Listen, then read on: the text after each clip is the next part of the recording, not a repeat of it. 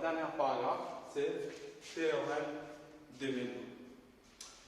Alors, le théorème 2020 n'a rien d'autre que la loi des nœuds exprimés en termes de potentiel. Il y a le théorème 2020, bien sûr, n'est pas très utilisé dans ce chapitre. Normalement, ce théorème, on aura besoin de ce théorème dans les amplificateurs opérationnels, les amplis opérationnels. On utilise trop ce théorème pour déterminer le potentiel au point A. Moi, on va démontrer le potentiel au point A, puis on aura le théorème.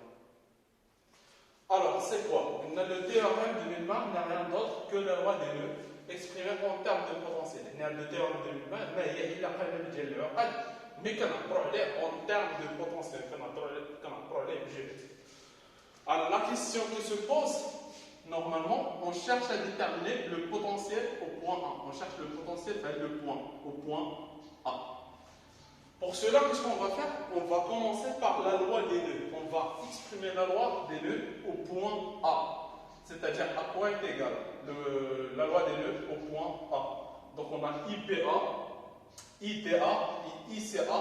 Tous les courants sont entrants, donc on peut écrire que IPA plus ICA plus IDA est égal à 0. Donc c'est ça la loi des nœuds exprimée au point A. Maintenant, on cherche les courants ICA, IDA, IPA en fonction des potentiels résistance, courant et le potentiel au point DCP et le potentiel au point A.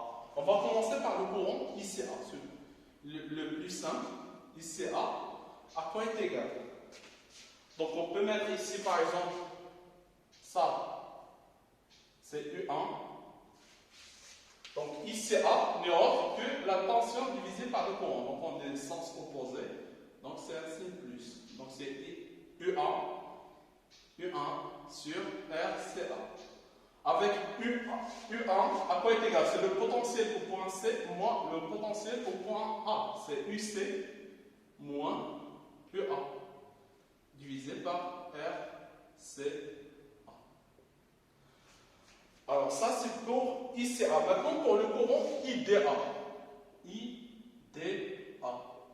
Alors IDA, on remarque, c'est comme si on a deux courants, c'est I1 plus ce courant, c'est un générateur de courant, on appelle le courant de l'autre par état DA. Donc I1 plus état DA, mais ici on ce point pour donner IDA. Donc IDA n'est autre que I1 plus état DA. ممكن نسميو هذا IDA حنا خدينا هذا الرمز هذا وصافي. Alors, état DA, on va garder état DA. Et on va exprimer I1 en fonction de la différence de potentiel entre les deux points A et D et la résistance R DA. Pour cela, on va mettre par exemple ici la tension U2. Alors IDA, à quoi est égal à I1? I1 n'est autre que U2 sur la résistance. Donc c'est plus U2 sur R DA. Alors de même, on va exprimer U2 en fonction du potentiel au point D et le potentiel au point A. Alors ici on a D, alors le point, c'est le point D. Car on n'a rien, on a juste un fil slick. Donc le même potentiel ici est D. Ici on a le point A, le point A, c'est le point A, tout simplement. Donc on peut dire que IDA égale, c'est état DA plus la différence de potentiel U2, c'est UD moins UA sur la résistance R DA. Alors je le prends là, on a le courant IBA. IBA. Alors de même, on va mettre ici la différence de potentiel U3 et on va remettre le point, par exemple, le point H. Alors, à quoi est égal IPA? C'est la différence de potentiel au bord de la résistance divisé par la résistance. Donc c'est U3 sur RBA. Alors là on cherche le courant en fonction fonction le potentiel, la différence de potentiel, mais le point B et le point A. Pour cela, on a dit la tension même, on a le point A et le point B. Ainsi, U, B, A. Alors, d'accord, qu'est-ce qu'on va faire? Un diamètre U3, on va exprimer U3 en fonction de UBA et EBA, avec la différence de potentiel indienne. Il y en a des deux. Alors, qu'est-ce qu'on a? On a de la tension UBA, n'est autre que U3, car c'est dans le même sens, et puis moins EBA, car des sens opposés. Voilà, EBA moins UBA, c'est dans des sens opposés. Donc, on peut dire que UBA est égal à U3 moins EBA. Ça marche. Car E3 moins UBA dans le même sens, et puis EBA, U3 moins UBA dans le même sens, et EBA moins UBA dans des sens opposés. C'est pour cela qu'on a multiplié par un signe. Et donc, si on cherche U3 n'est autre que UBA plus EBA. Donc, c'est E3, c'est EBA plus UBA sur la résistance RBA. Alors, on va regarder EBA sur la résistance RBA.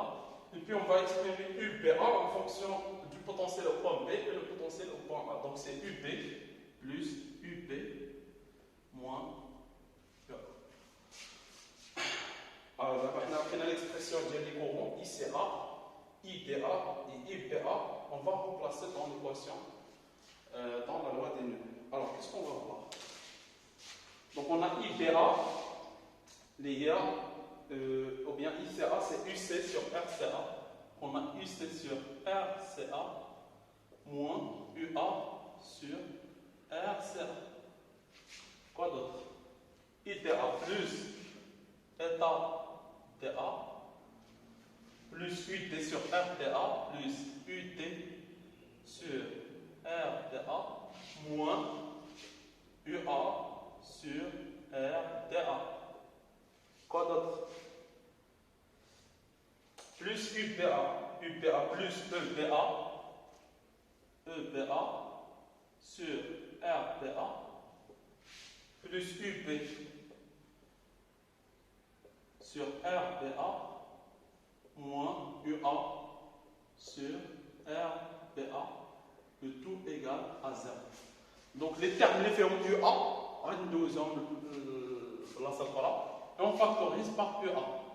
UA facteur de 1 sur RCA plus 1 sur RBA plus 1 sur RBA qui est égal c'est UC sur RCA plus UT sur RDA plus donc UC, UT, il nous reste UB sur RBA plus voilà la différence de potentiel EBA sur RBA et puis plus le courant FA. Finalement, UA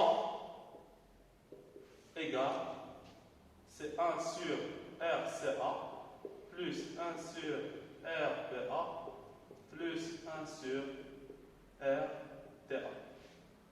Et puis on a UC sur RCA plus UT sur RDA plus UP sur RBA plus EBA sur RBA plus ETA DA.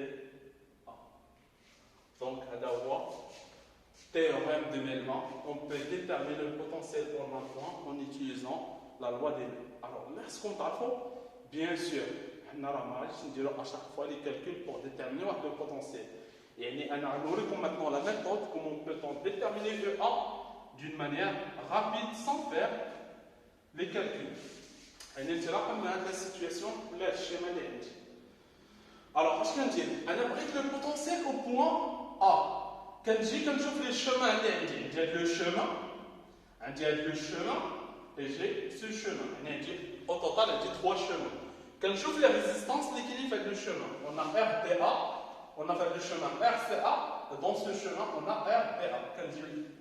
Quand j'ai l'inverse des résistances, quelle est la résistance est donc 1 sur RDA plus 1 sur RCA plus 1 sur RDA. Puis maintenant, quand j'ai le potentiel, on a le point A, quand il faut la résistance. Une fois qu'il faut la résistance, j'ai le point C. Quand j'ai le potentiel au point C, divisé la résistance. Le potentiel au point C divisé par la résistance. Donc UC sur RCA plus le potentiel, elle est la résistance. UB sur RBA. Quand j'ai les nerfs de chemin, on dit D, elle est la résistance. UD sur RDA. Voilà, c'est le chemin qui forme la résistance. Pralia, le générateur de tension, au pralia, générateur de courant. Alors, toujours à la fin de la tension, on a la résistance. Parce que je fais le chemin, on dit fait générateur de tension, on dit fait RPA. Donc, le pralia, on dit fait A, M plus, M moins, EPA sur la résistance. Les différents du chemin, les EPA. Quand je fais EPA, est-ce qu'elle est entrant, elle est qui chauffe le point A ou là, dans le sens contraire? Il est qu'un EPA qui chauffe le point, un abri qui se fait le potentiel, donc c'est plus. Il est qu'un qui chauffe le sens inverse, donc c'est moins. Alors, on a un EPA, il est dirigé vers le point A, donc on va mettre un signe plus. Prenez le courant état TA. Quand il a qu'un courant, quand il y plus ou moins état TA. Est-ce que l'état BA est dirigé vers le point où je cherche le potentiel ou bien le sens inverse? Il est dirigé vers le sens où le sens fait le potentiel. Bien sûr, il est dirigé vers le point où je cherche le potentiel. Donc c'est plus. Et donc, si pour comparer les résultats, c'est exactement la même chose.